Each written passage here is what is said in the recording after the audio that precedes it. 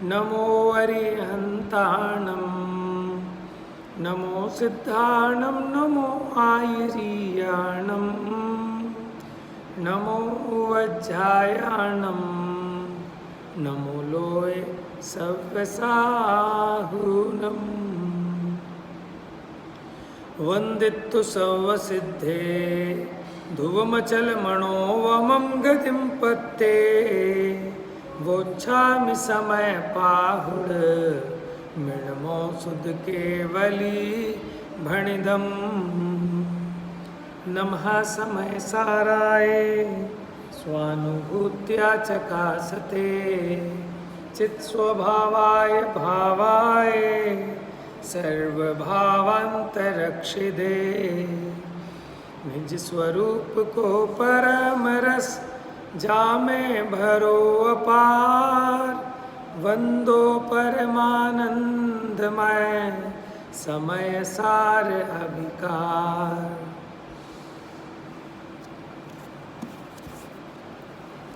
हाँ जी, गाथा बोलिए। याद किया ना आप लोगों ने? कर्ता कर्म अधिकार में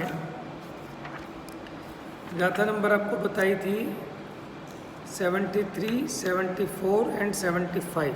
आइए इसका पाठ करते हैं। बोलिए जल्दी से। तो आपको गाथा ढूंढनी आ गई ना? निकालिए 73। आ जाओ जल्दी आओ। क्यों?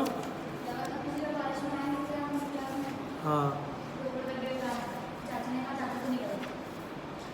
चलिए जोर से एक साथ। अहमे को खलु शुद्धो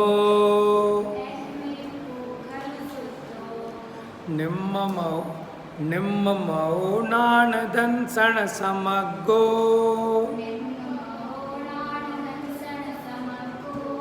तम ही ठिदो तच्चित्तो सव्वे देखयम नेमी।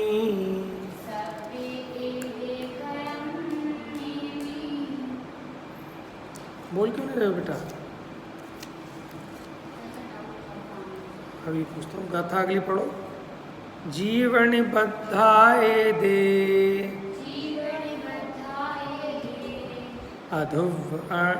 अधुव अनिच्चातः असरणाय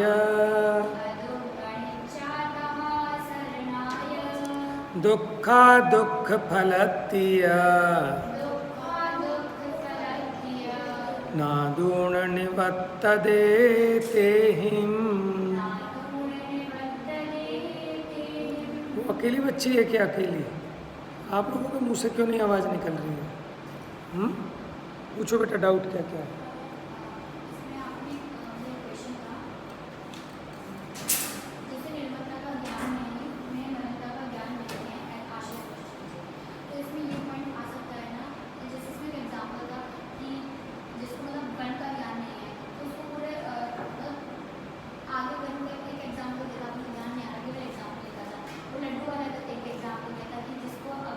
पूरे का ज्ञान नहीं है, उसे अधूरे का भी ज्ञान नहीं है। जो पूरे को नहीं जानता वो आधे को भी नहीं जानता।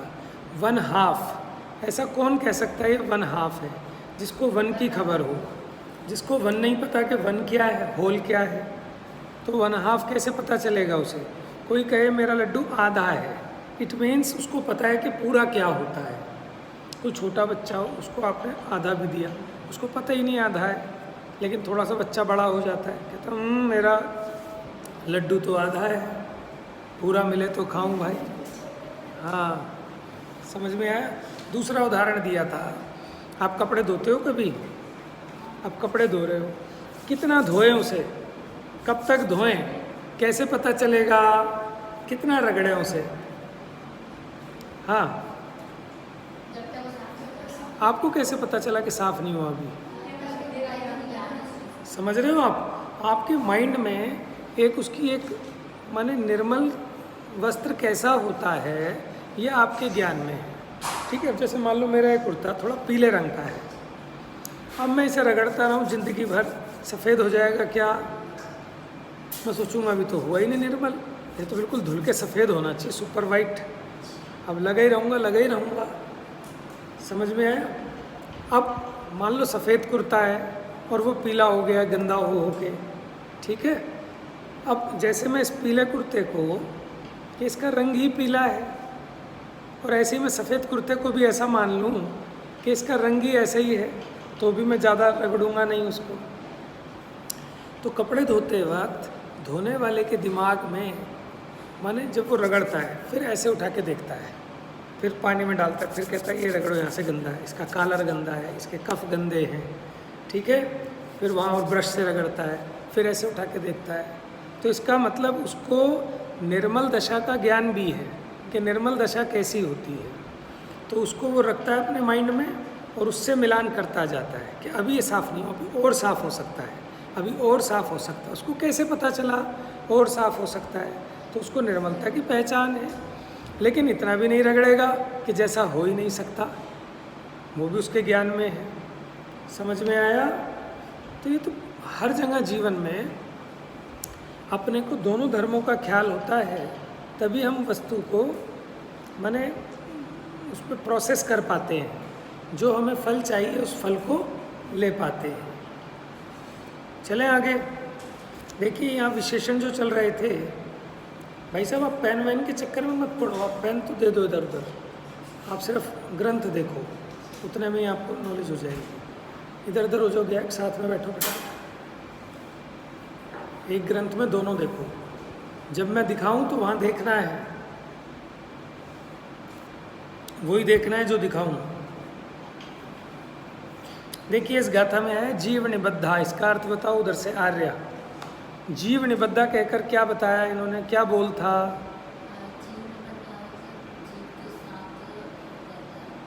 कौन रहता है? आश्रवों की बात है।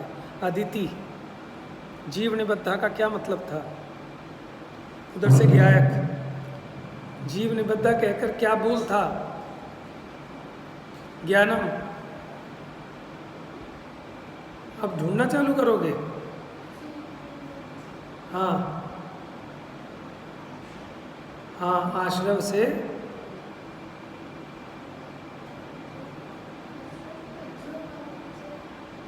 भाई सब क्या पूछ रहा हूँ ये तो समझो, बोलो। उदाहरण किसका दिया था इसमें? लाख और पीपल का। लाख पीपल के साथ निबद्ध है और उसका घात करने वाली है। निबद्ध कहकर ये समझ में आ गया कि आश्रव जीव नहीं है, जीव के साथ बंधे हैं माने जीव के स्वरूप से भिन्न है। आप कहते हो जीव है, जीव होना तो बहुत दूर की बात है, ये तो उल्टा जीव के घातक हैं, जैसे लाख पीपल की घातक है। याद आई बात कुछ? बेटा इतना धीरे धीरे पढ़ा रहा हूँ, अब भी नहीं समझोगे। दूसरा विशेषण क्या दिया? अध्रुव हैं। अध्रुव के लिए क्या उदाहरण दिया? मृगी के वेग की भांति, घटते बढ़ते होने से, ठीक है, सदा ध्रुव नहीं रहते, लेकिन आत्मा सदा ध्रुव रहता है। समझ में है? दूसरा कहा अनित्य, शीत दाह ज्वर की भांति अनुक्रम से उत्पन्न होते हैं, इसलिए अनित्य हैं। अनुक्रम से उत्पन्न होते हैं, जब शीत ज्वर होता है तब दाह ज्वर नहीं होता, जब दाह ज्वर होता है तब शीत ज्वर नहीं होता। उसी प्रकार ये जो रागादियाँ हैं ये भी अनुक्रम से उत्पन्न होते हैं। माने क्रोध है तो मान नहीं है, क्रोध मान रूप परिवर्तित हो जाता है, मान माया रूप, क्रम क्रम से होते हैं। इसका मतलब हमने दो बातें बताई थी, अध्रुव और अनित्य। अध्रुव का मतलब था कि घटते बढ़ते हैं वो अध्रुव, और जो नष्ट हो जाते हैं वो अनित्य है।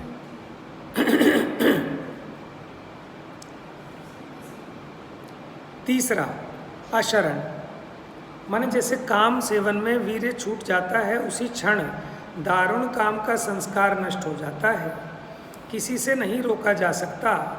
इसी प्रकार कर्मोदय छूट जाता है, उसी क्षण आश्रव नाश को प्राप्त हो जाता है, रोका नहीं जा सकता, इसलिए ये अशरण है। माने जिसकी आप शरण लेने जाएं, मौका पड़ने पे वही भाग जाए तो उसकी काहे की शरण? क्योंकि आश्रव भाव हैं। आप ये नहीं कह सकते कि ये भाव मुझे सदा बना रहेगा। जैसे क्रोध का एग्जाम्पल दिया था मैंने कि क्रोध का भाव अगर उस संबंधी कर्म का उदय चला जाए तो आप क्रोध करके दिखा ही नहीं सकते। तो इसलिए वो आश्रव भाव शरण लेने लायक, क्योंकि वो स्वयं ही अध्रुव हैं, अनित्य हैं, इसीलिए अशरण भी हैं। अब दुख और इनका फल भी दुख है।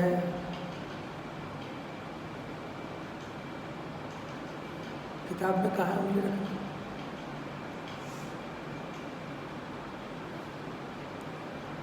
गायक तो इसके साथ शेयर कर लें।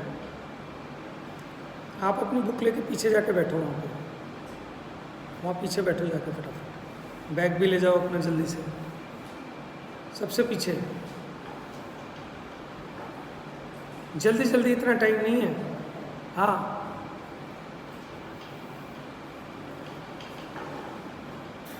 हाँ जी, चलिए देखिए।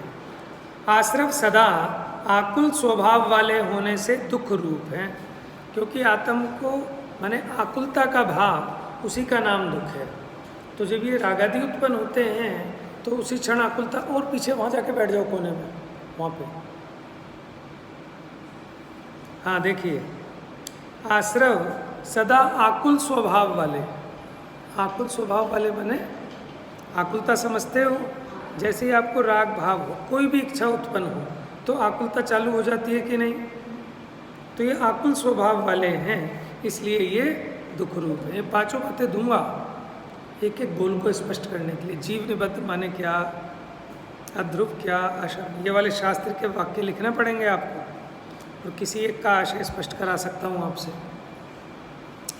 दुख क्यों है?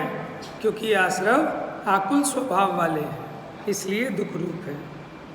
और आत्मा सदा निराकुल स्वभाव वाला होने से अदुख स्वरूप है, माने निराकुलता का नाम सुख है। आश्रव आगामी काल में आकुलता को उत्पन्न करने वाले ऐसे पुद्गल परिणाम के हेतु होने से, क्योंकि आगामी कर्मबंध का भी कारण है।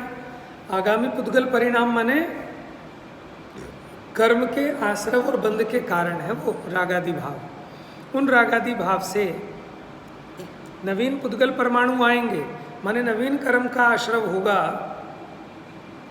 और फिर उनके फल में भी क्या मिलेगा? दुख। क्योंकि जब उस कर्म का उदय आएगा फिर जीव विकारी होगा, फिर दुख को भोगेगा। आश्रव आगामी काल में आकुलता को उत्पन्न करने वाले ऐसे पुद्गल परिणाम के हेतु होने से, हेतु माने कारण होने से दुख फल रूप है, माने उसका फल भी दुख रूप है।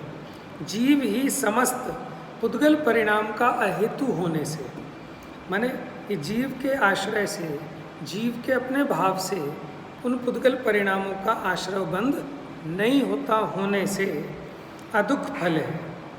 ऐसा आश्रवों का और जीव का भेद ज्ञान होते ही तत्काल जिसमें कर्म विपाक शिथिल हो गया है। जब इन दोनों का भेद ज्ञान होता है तो जो कर्म का उदय था ना, विपाक मैंने उदय, वो भी शिथिल हो जाता है, हल्का पड़ जाता है। ऐसा वह आत्मा जिसमें बादल समूह की रचना खंडित हो गई, माने जो बादल छाए थे ना, अंधेरा हो रहा था उसके कारण, तो बादल समूह की रचना खंडित हो गई, बादल टूट गए, छट गए। और फिर क्या होता है जब बादल छट जाएं, तो जो दिशाएं नज़र नहीं आ रही थी, अब वो दिशाएं, उनका विस्तार साक्षात दिखने लगा, माने सब प्रकाशित हो गया आकाश। ऐसे ही अंधकार रूपी बादलों के छट जाने पर ज्ञान का प्रकाश विस्तार को प्राप्त हो गया। हाँ देखो, दुख रूप वर्तमान में तो दुख रूप है ही, और दुख फल माने इसके फल में आगामी भी दुख मिलेगा। क्यों? क्योंकि नवीन कर्म बंध के हेतु हैं। अभी जो मैंने वर्तमान में परिणाम किया, इससे अभी तो दुख हुआ ही हुआ, लेकिन इसके फल में भी माने इन परिणामों के कारण नवीन पुद्गल परिणाम आकर जीव के साथ बंधे। और आगे आगामी में उनका फल भी दुख रूप से फलित होगा। यानी वर्तमान में भी यानी दुख रूप है और ये दुख का कारण है। समझ में? क्यों? क्योंकि इसके फल में आगामी भविष्य में भी दुख होएगा।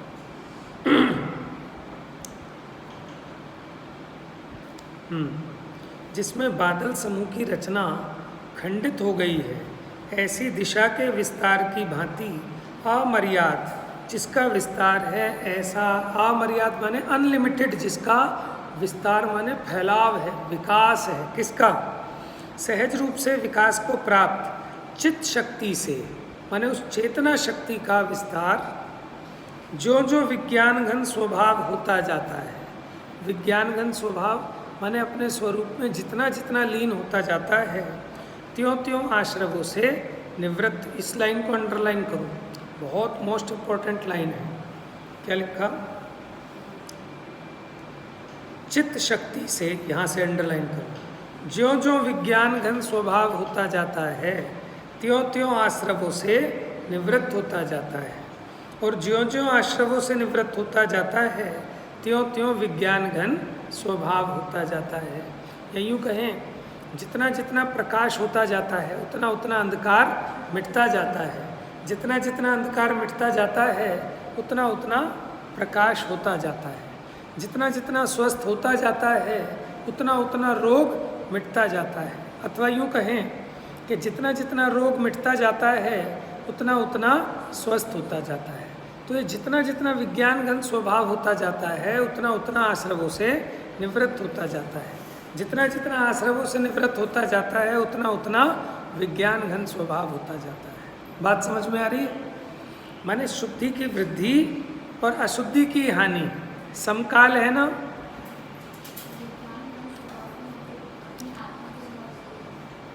माने अपने स्वभाव को जानकर पहचान कर उसमें लीन होना, इसी को कह रहे हैं विज्ञान घन स्वभाव। उसका आश्रय लेता है, उसको समझता है, उसकी श्रद्धा करता है। माने शुद्धता को बढ़ा रहा है, अशुद्धता घटती जा रही है। या यूँ कहें, जितनी इतनी अशुद्धता घटती जा रही है उतनी उतनी शुद्धता बढ़ती जा रही है। स्व में लगना और पर से खिसकना एक समकाल है। कई सारी बातें बता दी मैंने, प्रकाश और अंधकार इसके लिए। और क्या बताया था? शुद्धता की वृद्धि, अशुद्धता की हानि। ठीक है, फिर मौके पे याद नहीं आते आपको, ऐसी छोटी छोटी चीज़ें लिख लिया करो कि इसको आप किस एग्जाम्पल से समझाएंगे। हाँ, स्व में लगना, पर से हटना, एक ही बात है। पर से हटना, स्व में लगना।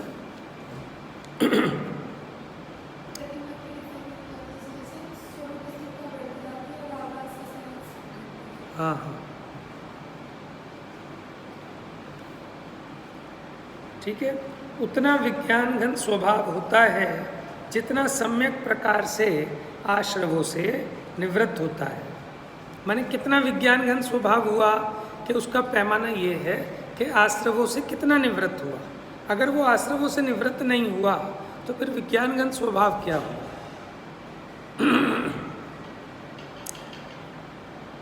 माने देखो,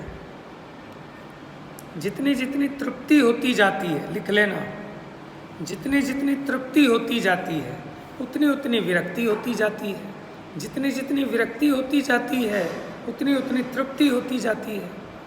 ठीक है, मानो आपने पकौड़ियाँ खाई, अब एक पकौड़ी खाई, थोड़ी सी तृप्ति हुई तो खाने की इच्छा थोड़ी सी कम हो गई। और जब आप पूरे तृप्त हो गए, बस अब और नहीं, तो जब पूरे तृप्त हो गए तो पूरे विरक्त हो गए ना। बात कुछ समझ में आ रही है? और उतना आश्रवों से निवृत्त होता है जितना सम्यक प्रकार से विज्ञान घन स्वभाव होता है। इस प्रकार ज्ञान को और आश्रवों की निवृत्ति को समकालपना है, एक ही काल में। भावार्थ, आश्रवों का और आत्मा का जैसा ऊपर कहा वैसा भेद जानते ही जिस जिस प्रकार से जितने जितने अंश में आत्मा विज्ञान घन स्वभाव होता है उस प्रकार से उतने उतने अंश में वह आश्रवों से निवृत्त होता है। जैसे चौथे गुण स्थान वाला है, अब वो कितना आश्रवों से निवृत्त हुआ, अभी उसे अनंतानुबंधी और मिथ्यात्व का आश्रव से निवृत्त हो गया, क्योंकि अभी थोड़ा ही विज्ञान घन स्वभाव हुआ है। पंचम गुण स्थान वाला अप्रत्याख्यानावर्णी से भी निवृत्त हो गया और उसकी शुद्धि के अंश भी बढ़ गए। आप ये एग्जाम्पल भी लिख सकते हो गुण स्थान के हिसाब से। बात समझ में आ रही है?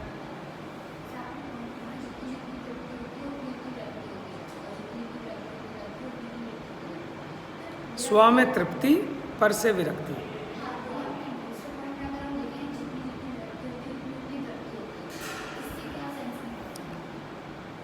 देखो ये जीव जो है ना दुखी इसीलिए है क्योंकि पर में अनुरक्त है। जैसे मानो कोई बच्चा है, उसका एक दोस्त है, अब वो उसके बिना नहीं रह सकता, अपने दोस्त के बिना। अब वो रोता है, चिल्लाता है, लेकिन अब क्या होता है, वो धीरे धीरे अपने आप को थोड़ा सा कंट्रोल करता है। अब वो आदत डालता है कि मैं अपने दोस्त के बिना भी रह सकूं, तो अब वो उससे जितना थोड़ा विरक्त होता है उतना अपने में शांत होता है। जितना जितना अपने में रहना सीख लेता है उतना उतना उसके बिना रहने लगता है। माने दोनों का एक समकाल है, एक अस्थि है, एक नास्ति है, दोनों एक साथ होते हैं। जब तक ये जीव स्वरूप में तृप्त नहीं होगा तब तक पर से विरक्त नहीं होगा।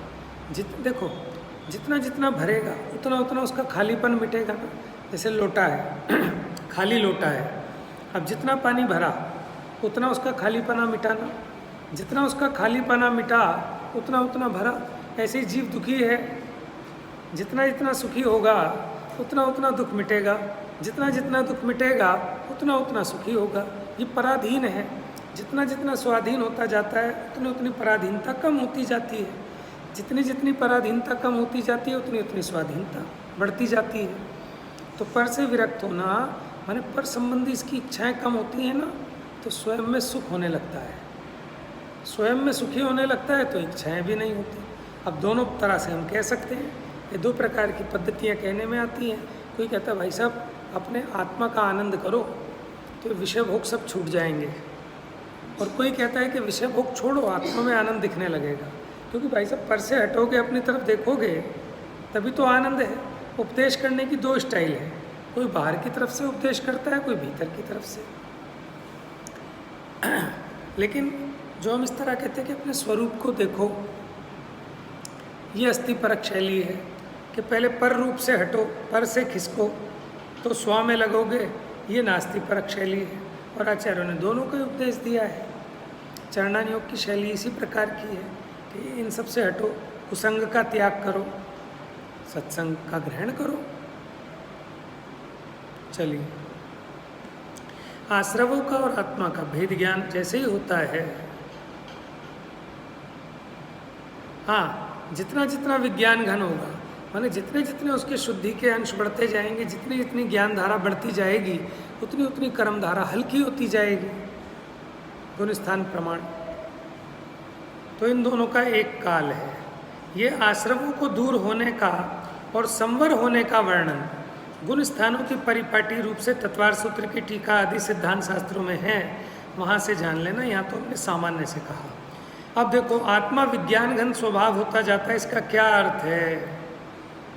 बड़ा इंपॉर्टेंट क्वेश्चन है, ऐसा कैसे ही आ सकता है पेपर में। उत्तर, आत्मा विज्ञान घन स्वभाव होता जाता है, यानी आत्मा ज्ञान में स्थित होता जाता है। जब तक मिथ्यात्व हो तब तक ज्ञान को अज्ञान कहा जाता है, और मिथ्यात्व के जाने के बाद वही विज्ञान कहा जाने लगता है, भले थोड़ा ज्ञान हो। ज्यों ज्यों वह ज्ञान विज्ञान स्थिर घन होता जाता है, त्यों त्यों आश्रवों की निवृत्ति होती जाती है, और ज्यों ज्यों आश्रवों की निवृत्ति होती जाती है त्यों त्यों विज्ञान घन स्थिर होता जाता है। अब इसी अर्थ का कलश रूप काव्य कहते हैं।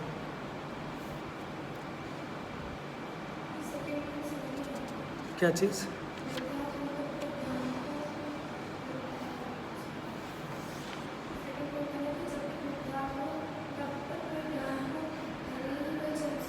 हाँ, अरे देखो, आप देखो, मिथ्या दृष्टि का सारा ज्ञान मिथ्या ज्ञान है ना। मिथ्या दृष्टि भले ही कितने शास्त्रों का ज्ञान कर ले, 11 अंगनों पूर्व का ज्ञान कर ले, तो भी सम्यक ज्ञानी है कि मिथ्या ज्ञानी? और मिथ्या ज्ञानी सो अज्ञानी, तो मिथ्या ज्ञान की अपेक्षा अज्ञानी कह रहे हैं उसको। ठीक है। कलश को छोड़कर आगे बढ़ते हैं। गाथा एक और लो, 75 नंबर की गाथा। ये 19 नंबर की गाथा जैसी है, थोड़ा सा डिफरेंस है, आप देखना। कम्मस्य परिणामम नो कम्मस्य तहेव परिणामम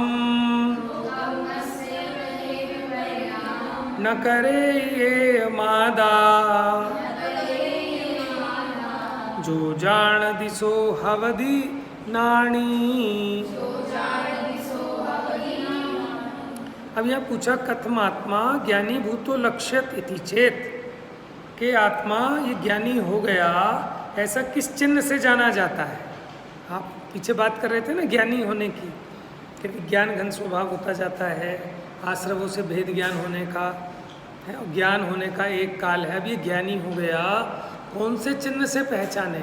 19वीं गाथा में पूछा था ये अज्ञानी कब तक रहता है, कि मैं कर्म हूँ नो कर्म हूँ, या हैं हमारे ये सभी, जब तक ऐसी मान्यता है तब तक है ज्ञानी।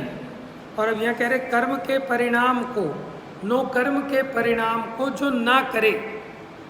देखो जीव जीवाधिकार में एकत्व ममत्व बुद्धि की मुख्यता से बात थी, और यहाँ कर्तृत्व भोक्तृत्व बुद्धि की बात है, कि मैं कर्म के परिणाम को करता हूँ नो कर्म के परिणाम को करता हूँ। ये तो अज्ञानी का चिन्ह है। और अभी ज्ञानी हो गया, कैसे पता चलेगा, कि जब कर्म के परिणाम को नो कर्म के परिणाम को जो ना करे, बस मात्र जाने, प्राप्त हो सद्ज्ञान को, वो ज्ञानी का चिन्ह है। किसका? 19वीं गाथा पे, वेरी गुड। जब 19वीं गाथा पढ़ाओगे तो ये और बताना कि कर्ता कर्म अधिकार में हूबहू इसके जैसी आई है। लेकिन यहाँ तो यहाँ सिर्फ ये पूछा कि ये अज्ञानी अप्रतिबुद्ध कब तक रहेगा, और वहाँ पूछा है ज्ञानी हो गया इसका क्या चिन्ह है, ज्ञानी की क्या पहचान है। यहाँ अज्ञानी की पहचान बताई। बहुत बढ़िया गाथा है 19वीं, और उसके समक्ष दूसरी 75 नंबर की गाथा। इसकी टीका और भी बड़ी खतरनाक और गहरी टीका है 75 नंबर की। 19 तो आसान है, थोड़ा समझाने में कठिन है। वो शब्द ऐसे है ना, हाँ घड़ा, कोई बात नहीं। ज़्यादा टीका में ज़्यादा परेशान मत होना, उसका एक सेंट्रल आइडिया देना। आपका प्रवचन जो है टीका फिर करोगे तो आपको 2-3 प्रवचन करने पड़ेंगे उसमें। बात यह कि आप जो बात कह रहे हो वो सामने वाले के गले से नीचे उतरनी चाहिए, उसको उसकी श्रद्धा आनी चाहिए कि हाँ ऐसा ही है, प्रतीति बननी चाहिए, तब समझना कि आपका प्रवचन सफल है। ठीक है, खाली टाइम पास करना नहीं, 2 बात वहाँ की बताई 2 बात वहाँ की बताई, ताली बज गई, इसका नाम प्रवचन नहीं है। जो आचार्य देव कह रहे हैं वो उसके गले से नीचे उतार दिया कि नहीं उतार दिया, उसको इसके अंदर में एकदम दृढ़ श्रद्धा आनी चाहिए कि हाँ ऐसा ही है। तत्व क्या है वो निशंकित अंग में ना, एवं रत्नगण श्राप का चार का है कि तत्व ऐसा ही है अन्यथा नहीं है, ऐसी जो प्रतीति होती है। हाँ भाई क्या है वो सम्यक दर्शन के, हाँ बोलो जरा, इद में न जाना कि ऐसा ही है अन्य नहीं है, ऐसी प्रतीति हो जाए। चलिए, जो कर्म का परिणाम अरुणो कर्म का परिणाम है, सो नहीं करे जो मात्र जाने, वो ही आत्मा ज्ञानी है। अब इसकी चर्चा टीका से और कल करेंगे, नहीं तो कंफ्यूज हो जाएगी घड़े और मिट्टी में व्यापकपना देखकर। तो अपना प्रवचन कल कर लो, अच्छी बात है। ठीक है, 3-4 गाथा है, इसके बाद तो हम एक्सप्रेस दौड़ा देंगे, इसीलिए ना क्योंकि इससे आपका बेस बन जाएगा। फिर इसके बाद एक स्थल आएगा जहाँ थोड़ा टाइम लगेगा 84 गाथा से। अब इसके बाद टापो टाप हम पहुँच जाएंगे 84 पे, 75 के बाद। ठीक है, उसमें एक छोटी सी एक टेक्निकल चीज़ है, प्राप्य विकार्य निर्वृत्ति, वो समझ में आ गया तो आगे बढ़ जाएंगे। सरल तो ये भी है नहीं, मतलब मुझे उसमें ज़्यादा टाइम नहीं लगाना। ठीक है, सरल तो 84, 85, 86 और भी सरल है, कोई ऐसी बात नहीं। हाँ नहीं, 168 नहीं 144 तक 76 गाथा है ना इसकी। जा वाणी के ज्ञान से सूझे लो कालो, सो वाणी मस्तक नमो सदा देत हूँ धो